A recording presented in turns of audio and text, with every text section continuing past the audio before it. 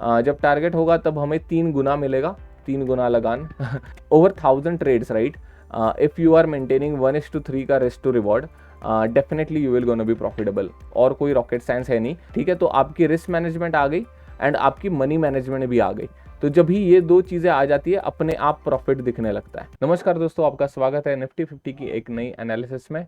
आज 29 तारीख है एंड हम अभी 30 तारीख के लिए, 30 अप्रैल के लिए एनालिसिस करेंगे।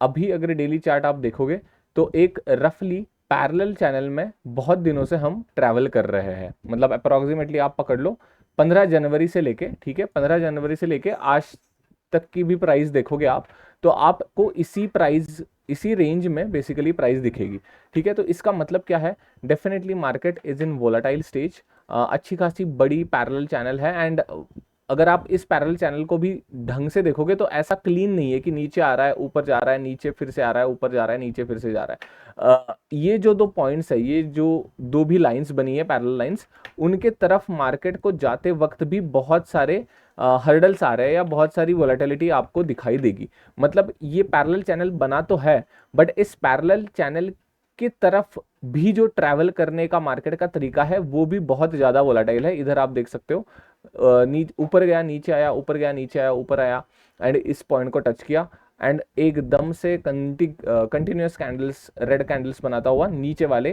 चैनल के पास मार्केट आ गया। तो इसका कंक्लूजन सिंपल वही है, market is currently volatile but market is travelling in this overall parallel channel. ऐसे मार्केट्स में आपको ये जो भी पैरेलल चैनल के बीच में हो रहा है इसको पूरा इग्नोर करना बेटर रहता है। इसके बीच में जो भी कुछ होगा उस पे ओवर एनालिसिस करने का कुछ सेंस नहीं बनता। बिकॉज अगर मैं क्विकली लाइन चार्ट पे ड्रॉ करूं तो आप ये देखो, तो अभी आप ऐसे इतने ज़्यादा स्पाइक्स जो आप देख पा रहे हो, तो that exactly is a volatility, this is a volatility, this is a volatility, right. तो इस वोलेटिलिटी के बीच में कुछ भी डिसाइड करना ओवर एनालिसिस हो सकती है। मतलब एंड हमेशा over analysis leads to paralysis, right. तो कभी भी ओवर एनालिसिस नहीं करते। मार्केट इस रेंज में जा रहा है इतना हमें पता चल गया, तो उस हिसाब से हम कुछ प्लान कर सकते हैं। तो उस हिसाब से हमने क्या प्लान करा है, हमने सिंपली एक स्ट्रैंगल प्लान करा है मई मंथ के लिए। तो अभी डेफिनेटली अगर आप देखोगे तो 23,000 का कॉल हमने शॉर्ट करा है, ठीक है। तो 23,000 का कॉल डेफिनेटली अभी थोड़ा सा लॉसेस में होगा, बट जब भी इस लेवल तक मार्केट आता है एंड इस चैनल को अगर फिर से रिस्पेक्ट करता है तो मार्केट नीचे आने की ज़्यादा पॉसिबिलिटी है। तो अभी धीरे धीरे धीरे धीरे ऊपर जा रहा है, इस चैनल को रीच करेगा एंड समवेयर ये 23,000 के आसपास ही रेजिस्टेंस लेके नीचे आने की पॉसिबिलिटी है। ऐसा नहीं हो सकता क्या कि ऊपर ही चढ़ने लगे, डेफिनेटली हो सकता है, उसके लिए भी हम रेडी रहेंगे। हमारे एसएल्स ऑलरेडी प्लेस्ड है कॉल शॉर्टिंग के, ठीक है। पुट शिफ्ट मैं तभी करता हूँ, कोई भी लेग में शिफ्ट तभी करता हूँ जब 50% ऑफ डीके ऑलरेडी हो चुका होता है स्ट्रैंगल में, ठीक है। It is all about keeping market simple, ठीक है। तो आई होप डेली एनालिसिस आपको समझ आ गई है। अभी I am switching back to the 5 minutes का इंट्राडे का प्लान। आज का प्लान हमारा सिंपल था, प्रीवियस डे हाई के ऊपर मार्केट निकलता है तो हम कॉल लेने वाले थे। वैसा ही कुछ हुआ, प्रीवियस डे हाई के ऊपर हमने कॉल ले तो लिया, बट हमें अच्छा खासा प्रॉफिट नहीं हुआ, नो प्रॉफिट नो लॉस में ही हमें निकलना पड़ा। 1 मिनट, प्रीवियस डे हाई ये था, हमने इधर किधर कॉल की पोजीशन बनाई बट उसके बाद छोटी सी मूव आई, तो ज़्यादा कुछ प्रॉफिट या ज़्यादा कुछ लॉस हुआ नहीं। But yeah like let move I, definitely previous day high अगर अर्ली ब्रेक होता तो डेफिनेटली आसान हो जाता मार्केट के लिए और ज़्यादा अप मूव करना। And second most important thing is already market rally देके आया था अराउंड 160 पॉइंट्स की, तो डेफिनेटली एग्जॉस्ट तो होने ही वाला था प्रीवियस डे हाई को ब्रेक करने के बाद भी।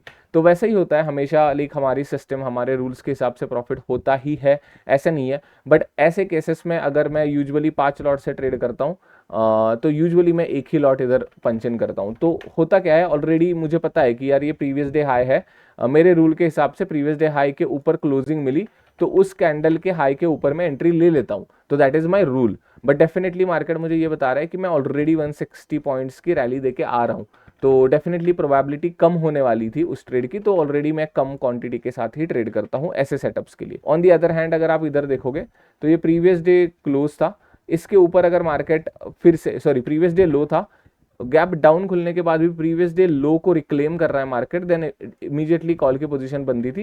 एंड इसमें कुछ ऐसा नहीं है कि लो प्रोबेबिलिटी वगैरह है। तो 1 मिनट में जूम करके दिखाता हूँ।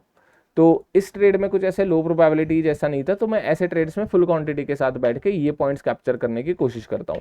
यूजुअली मेरा ऑप्शन बाइंग का रिस्क टू रिवॉर्ड 1:3 होता है। 1:3 के अलावा मैं ट्रेलिंग करना डेफिनेटली प्रेफर करता हूँ 1:2 के बाद, but 1:3 that is my standard target. ठीक है, तो yeah like that is it about the previous few days. And आज के दिन में हमारा क्या हुआ, अगला दिन सिंपल रखेंगे again, previous day high and previous day low, these are my definitely important lines.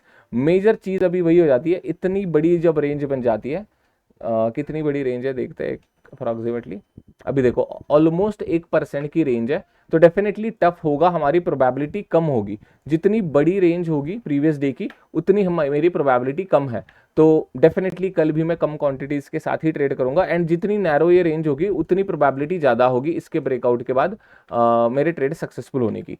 यही होती है trading, it is all about money management and risk management. ठीक है, आपको मनी मैनेज करना आना चाहिए एंड आपकी रिस्क मैनेज होनी चाहिए। एंड अभी मुझे इस दिन ने ही बता दिया कि कल की मेरी विनिंग प्रोबेबिलिटी ऑलरेडी लो है, तो definitely I am gonna punch in less quantities. तो या लाइक एनालिसिस सिंपल रखेंगे अगेन, 5 मिनट की हो या एक दिन की हो, डेली चार्ट हो या 5 मिनट का चार्ट हो, एनालिसिस हमेशा सिंपल ही रखेंगे।